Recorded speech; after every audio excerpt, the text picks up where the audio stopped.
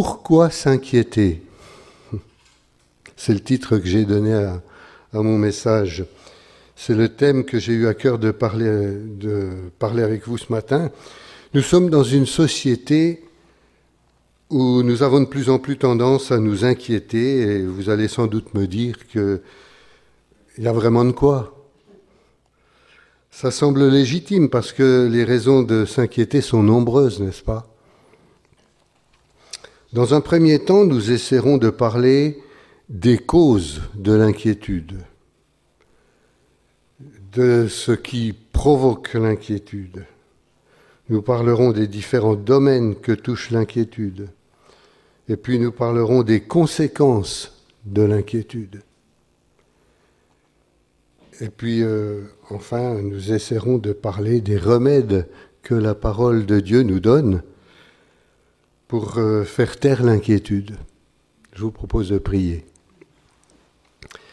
Notre Dieu, notre bon Père céleste, c'est vrai que ce monde qui nous entoure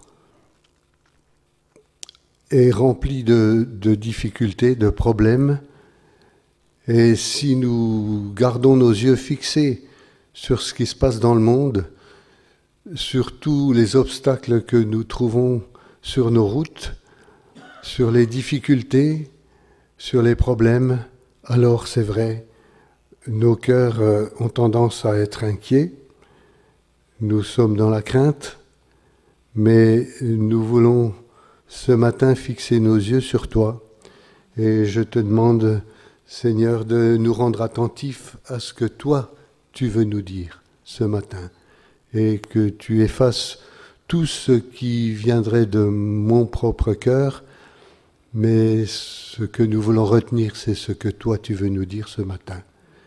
Je te le demande au nom de Jésus. Amen. Pourquoi s'inquiéter? Alors tout d'abord, penchons-nous sur la définition de l'inquiétude.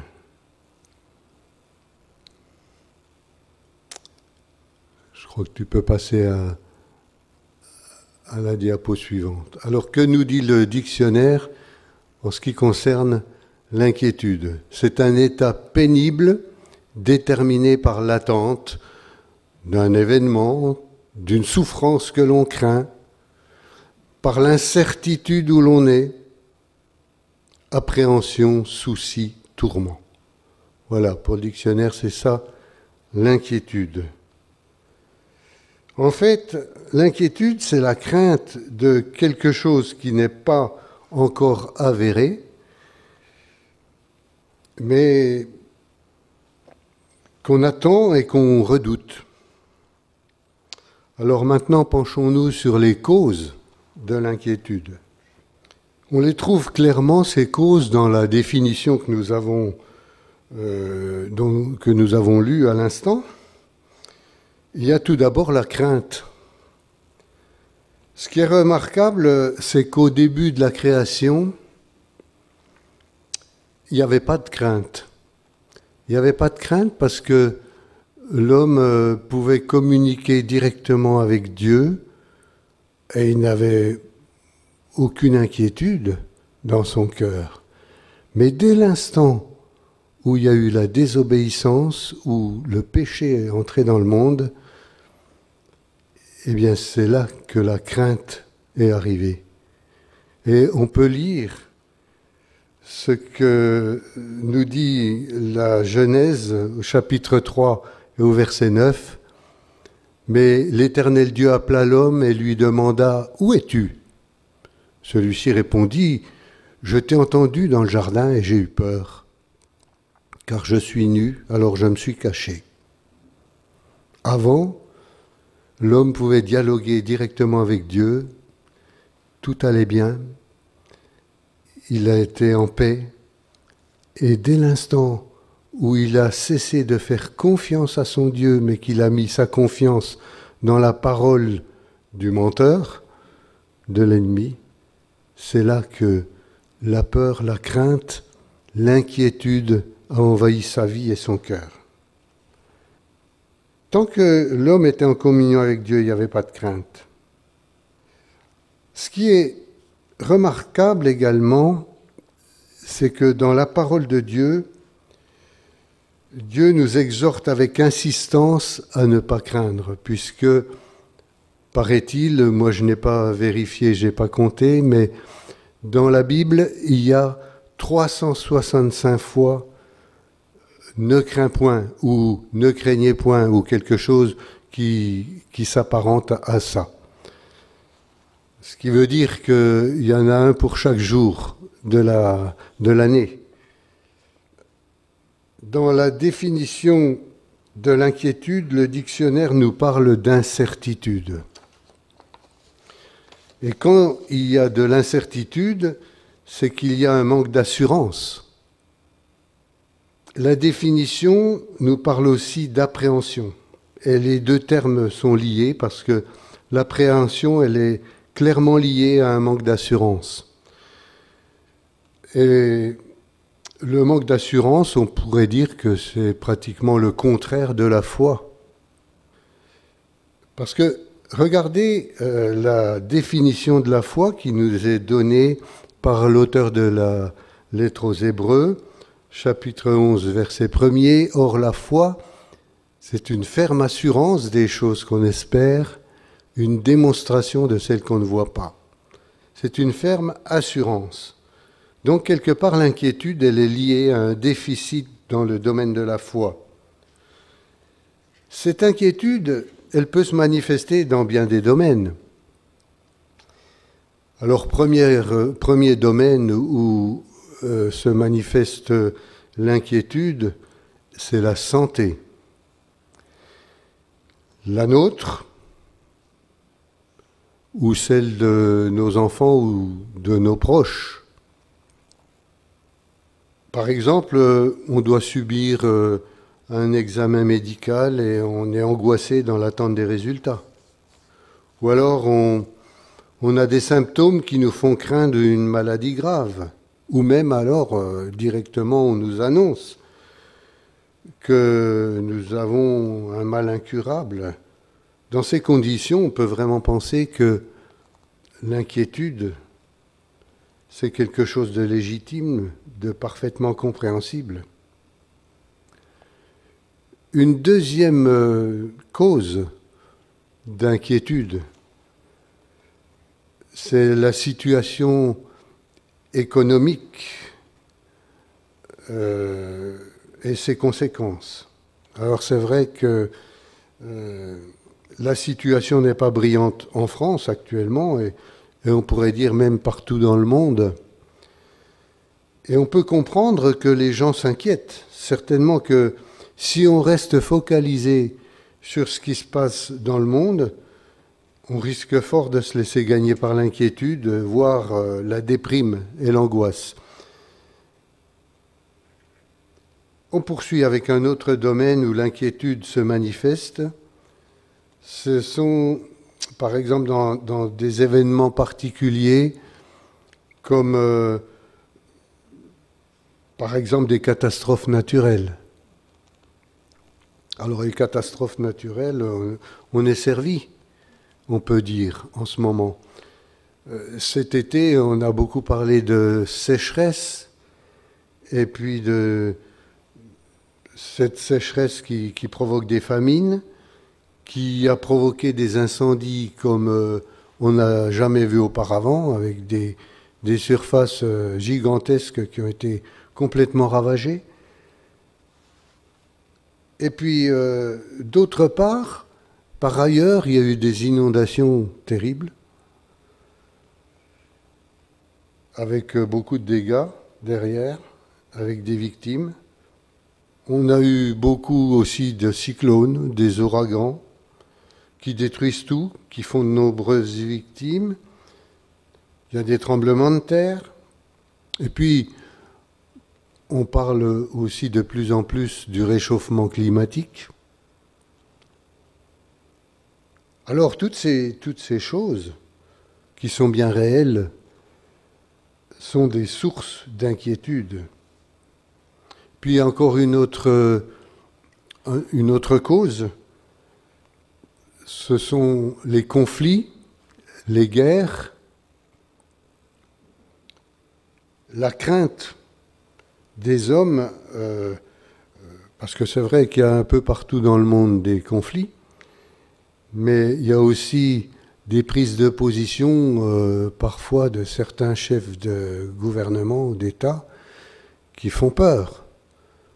Et quand on entend les déclarations d'un chef d'État de Corée du Nord, par exemple, ou quand on sait que dans certains pays, comme la Corée du Nord, comme l'Iran, des gens peuvent avoir à disposition l'arme atomique, on peut craindre le pire. Et les gens ont peur aussi d'un conflit mondial. Tout cela, ça peut engendrer vraiment des peurs, des craintes, de l'appréhension.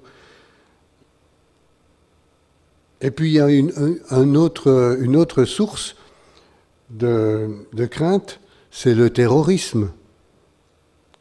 On parle partout dans le monde de terrorisme, et puis encore tout récemment, hein, il y a très peu de temps, cette attaque à l'arme blanche de 2 journalistes qui ont été gravement blessés par cet énergumène, cet extrémiste qui voulait s'attaquer à Charlie Hebdo. Alors, il n'était pas au courant qu'ils avaient déménagé, et il s'en est pris à l'ancienne adresse.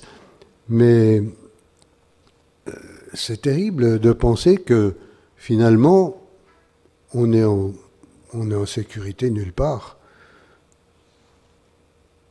Alors toutes ces choses, ça peut vraiment susciter l'appréhension, la crainte, l'inquiétude. Puis il y a des choses encore beaucoup plus banales, comme les voyages. Un simple voyage où on peut avoir un petit peu peur d'un accident.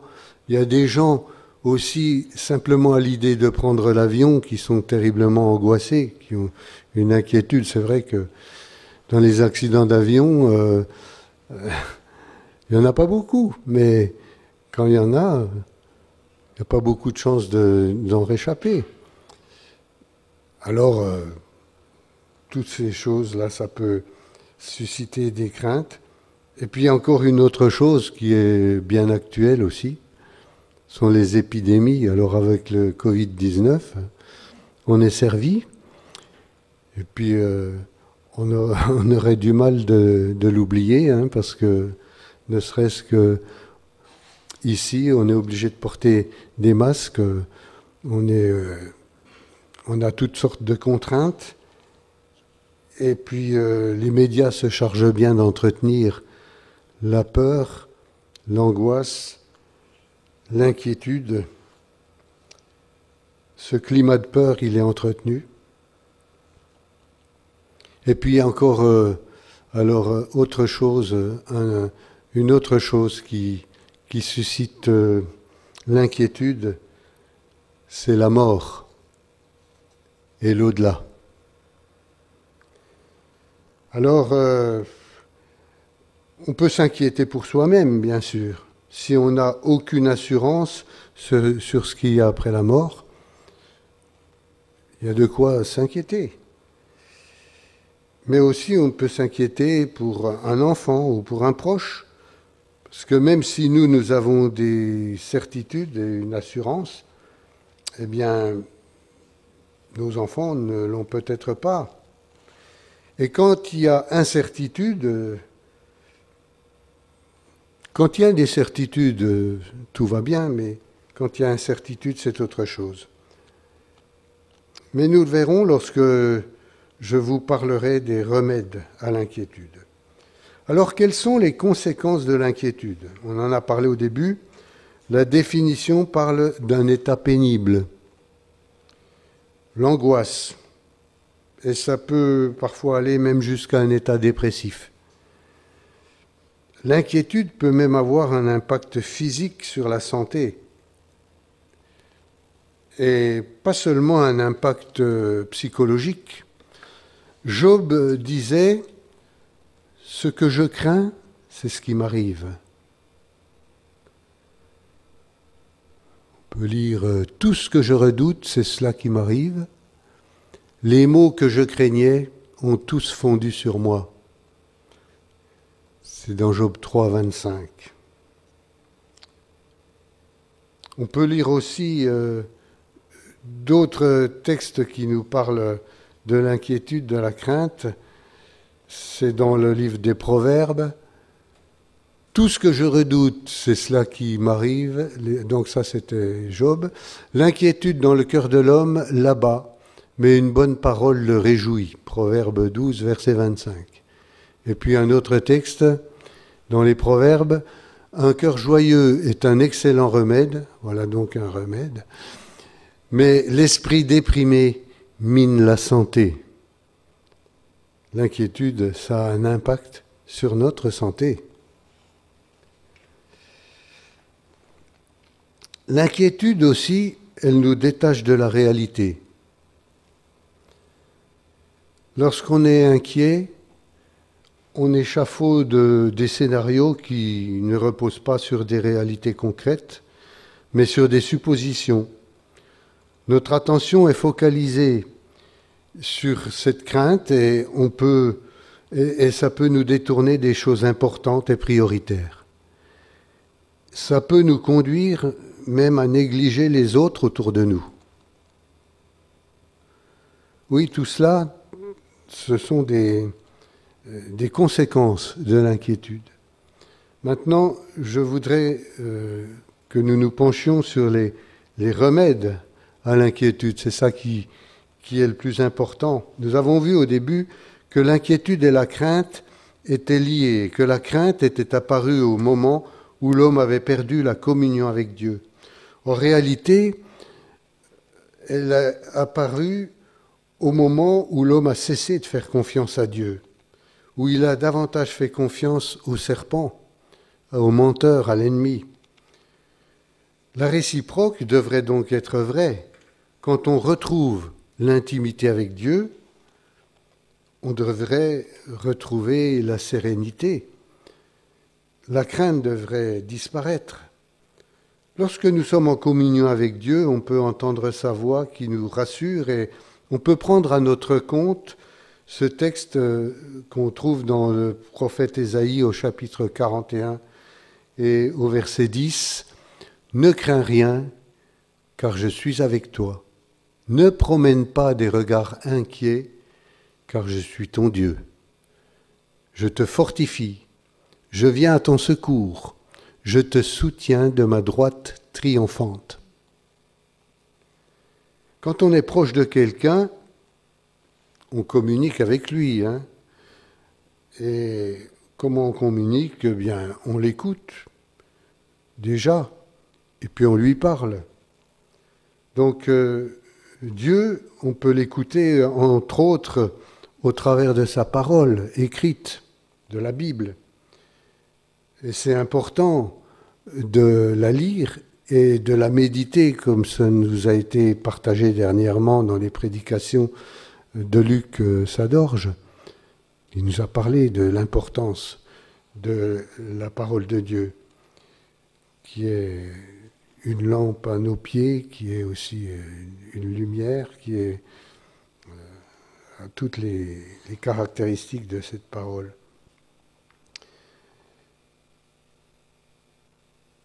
Mais on lui parle aussi à Dieu au moyen de la prière. Et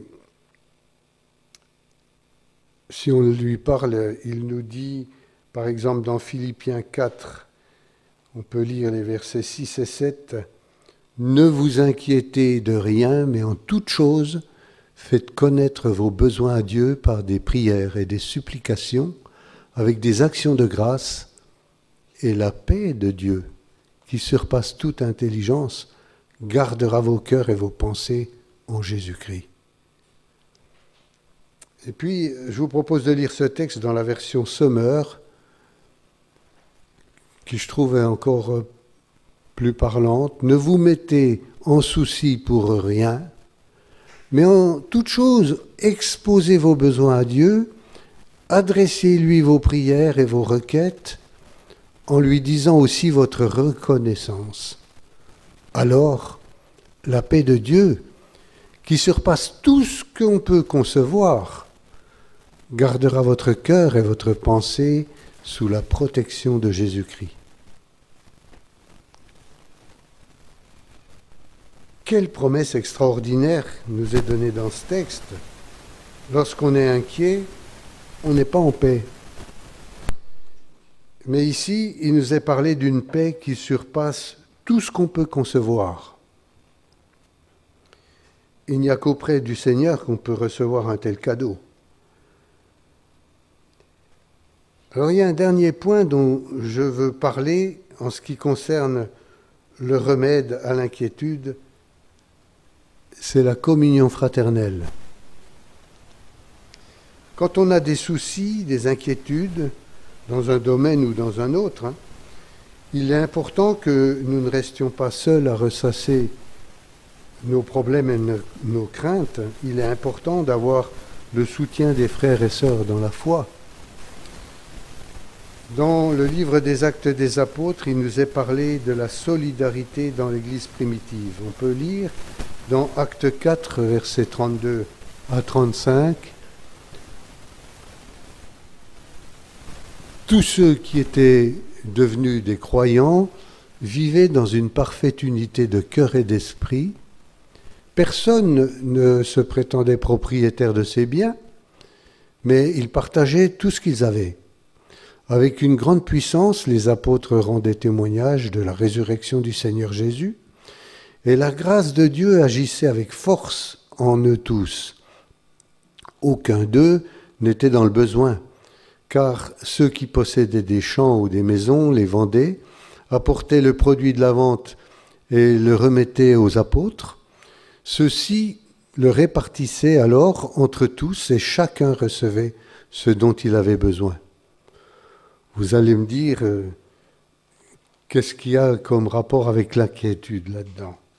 Eh bien, c'est vrai que là, ça nous parle surtout du côté matériel, mais j'imagine que dans un tel état d'esprit, dans un tel contexte, celui qui avait un souci dans quelque domaine que ce soit pouvait compter sur le soutien des autres membres de la communauté. Et que ce soit un soutien moral comme un soutien matériel. Alors revenons à notre question du début. Pourquoi s'inquiéter ? Que nous dit Jésus à propos de l'inquiétude ?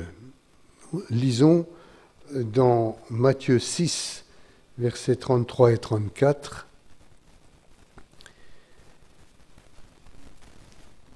Non, déjà, on va lire là.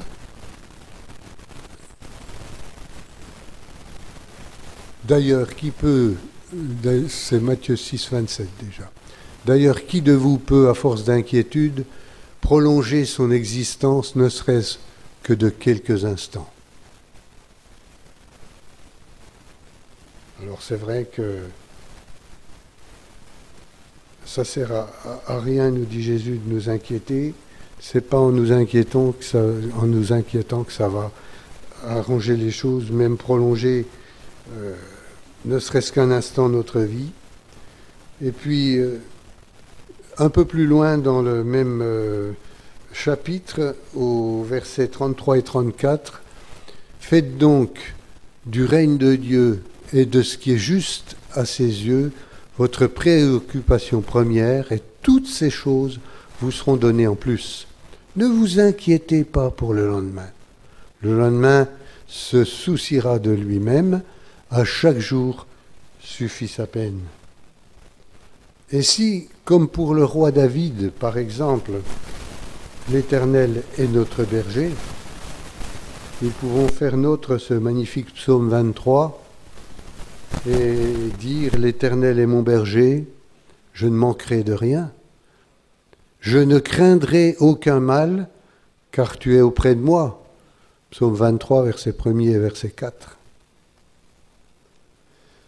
Et si nous croyons dans les promesses que nous trouvons dans la parole de Dieu, nous pouvons également dire avec le psaume 56, verset 5, « Je loue Dieu pour sa parole, je mets ma confiance en lui et je n'ai pas peur. »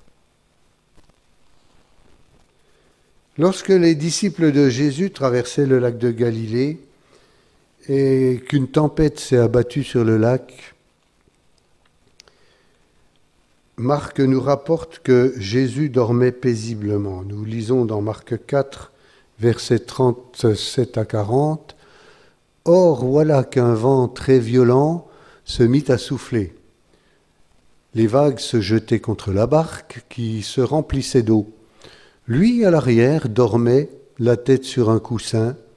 Les disciples le réveillèrent et lui crièrent « Maître, nous sommes perdus, et tu ne t'en soucies pas. » Il se réveilla, parla sévèrement au vent et ordonna au lac « Silence, tais-toi !»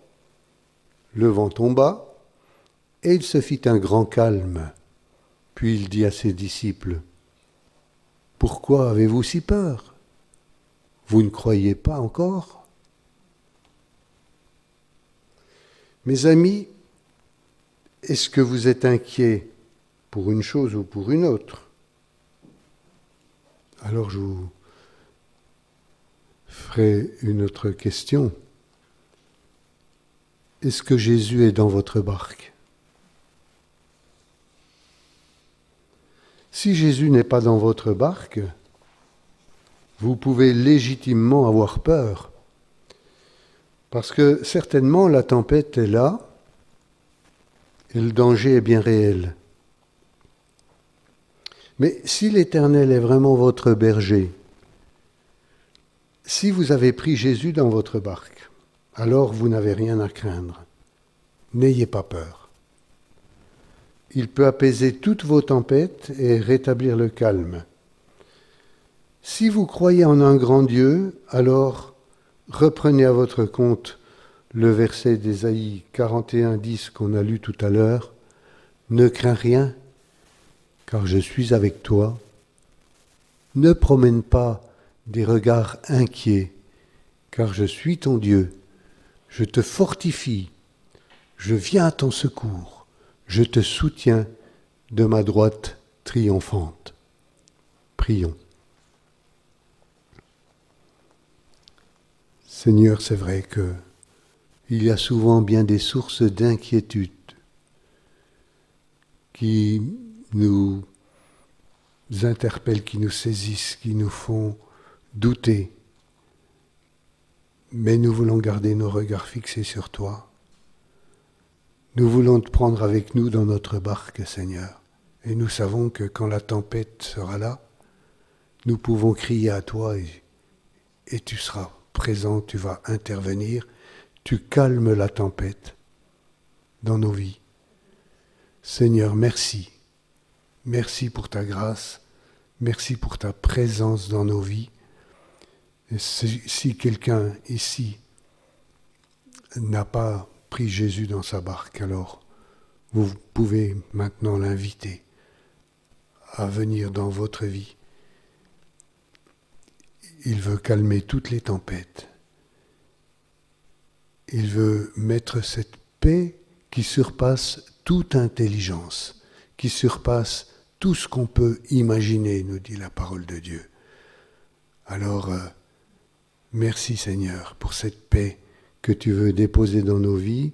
Nous ne voulons pas regarder aux choses visibles, nous ne voulons pas regarder à tous ceux qui cherchent à nous effrayer, parce que nous avons un grand Dieu. Et ce Dieu, il est pour nous. Et ce Dieu, il a remporté la victoire à la croix. Nous proclamons, Jésus est vainqueur. Jésus est avec moi. Je ne craindrai aucun mal, car tu es avec moi. Amen.